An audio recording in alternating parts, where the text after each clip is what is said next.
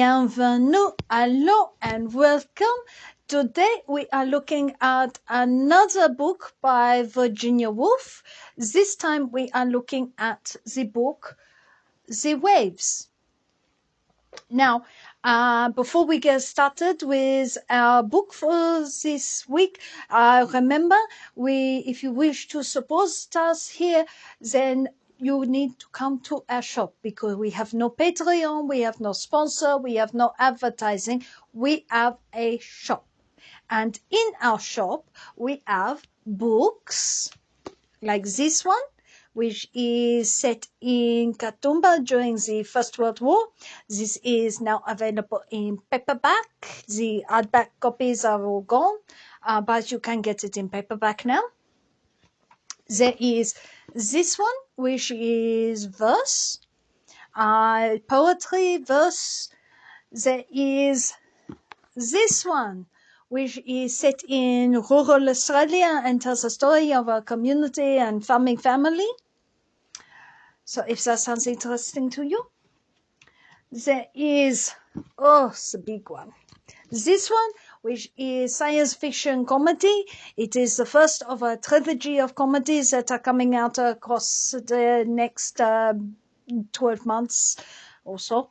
So this is the first book. You really want to get hold of this. And finally, if you are interested in writing your own book, then you should get this book, which tells you how to write your first draft of a novel in 12 weeks. You still have time in the 2022 to write that first draft and start your writing journey. So we have those books. We also have the T-shirt and the writing template and writing services. You can go on the website and book a mentor session, or you can have your manuscript read and looked at for whatever problems it might have. If you've got yourself finished but you're not sure if you're finished, then that is a really useful thing. Okay, that is your shop done. And now we start with The Waves.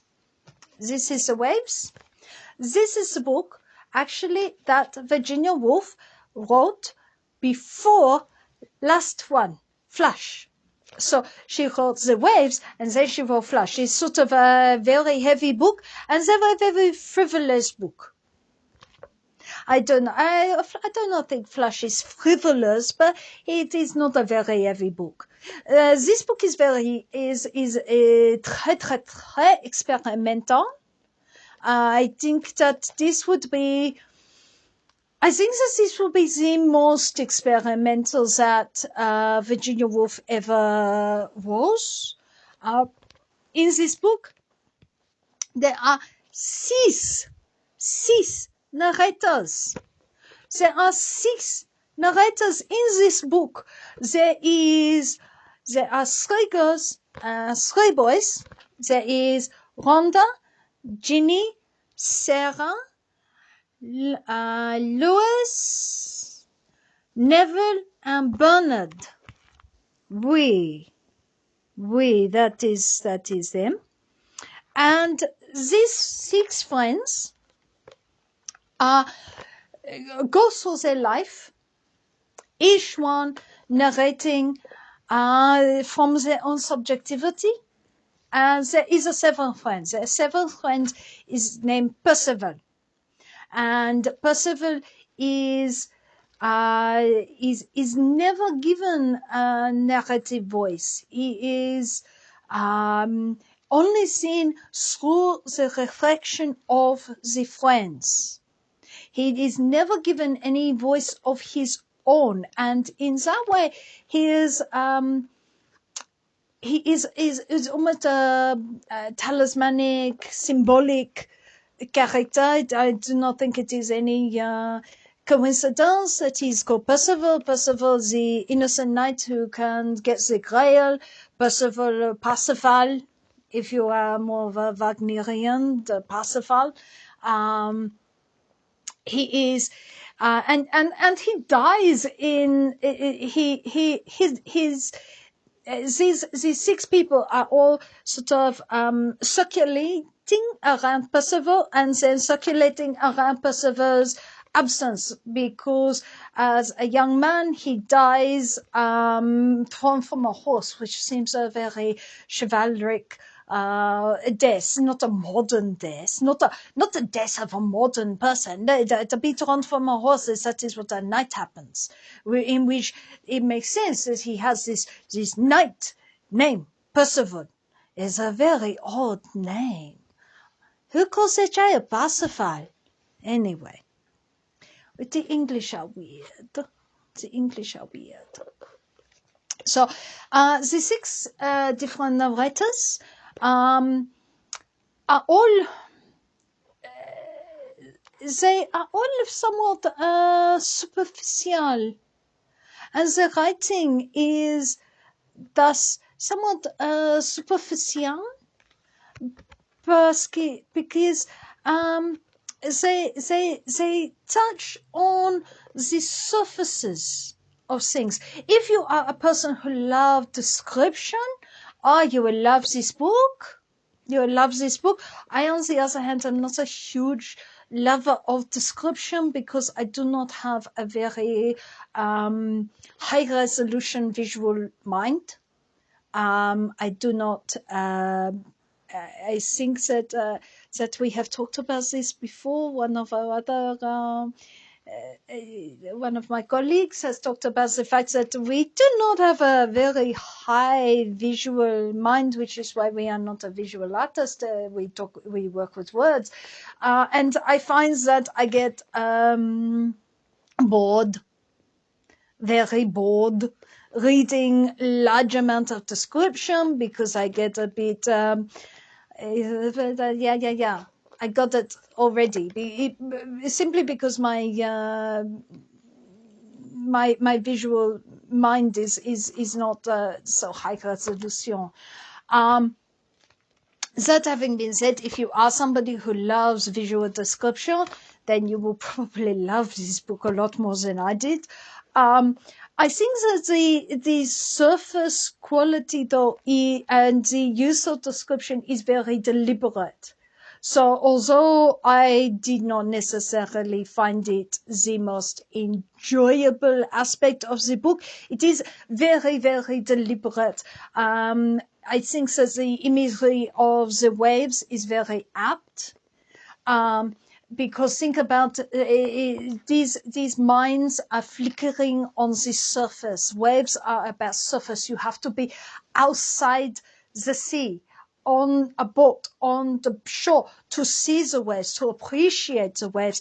And when you look at the waves, what is you are looking at? You are looking at, a lot of the time, you look at the reflection of the light on the water.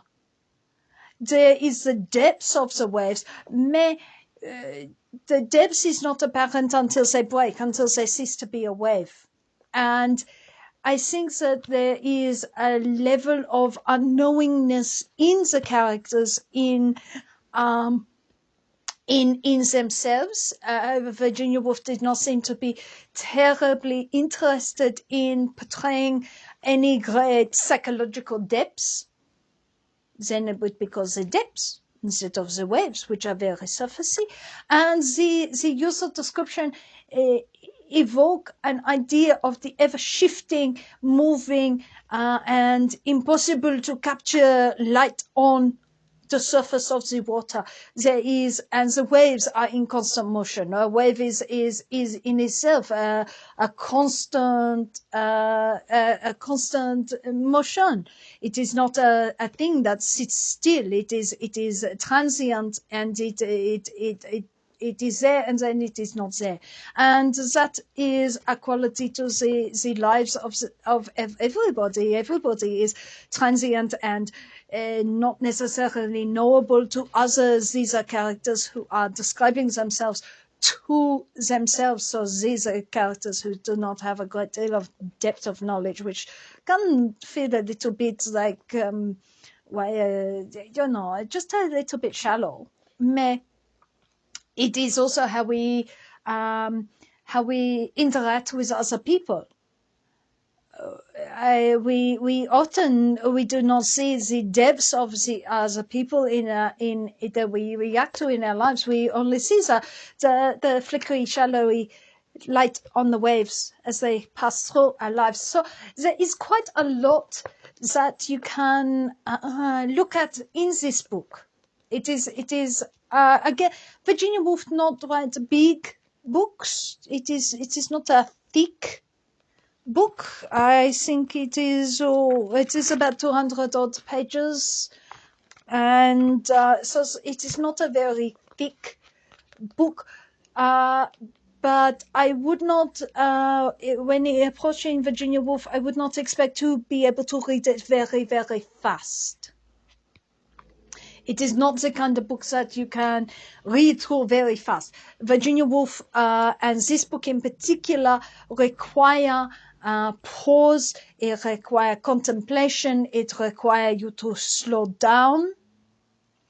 And so it requires you to sit and contemplate the waves. So the waves is a très interesting book, again, because Virginia Woolf had an ability to control how and where she published and what she published. It is a very experimental book. I love the fact that Virginia Woolf never wrote the same book twice. I think there is a lot in this that you could use as a writer. I do not know that it entirely fulfills exactly what it set out to do, but then again, what novel can? I have never read anything really quite like it. I think the only thing I can think of that is in any way probably influenced by this is the book I am currently reading by Lawrence Darrell, but I will bring you that in time. So I think what he does is very different to what Virginia Woolf does. But if you are interested in a book and looking at perspective, like Hatta looked at a few weeks ago, this is a really interesting book for that. For understanding how you can look at perspective, especially complicated perspective. So that is The Waves by Virginia Woolf. I'll bring you something else next time I see you. Not Virginia Woolf, because we did two Virginia Woolf in a row. I'll bring you someone different. Mais until then, au revoir. If you would like to support this channel, come across to the Black Cockie Press website, www.blackcockiepress.com.au, where you will find books and other writing services to help with your writing.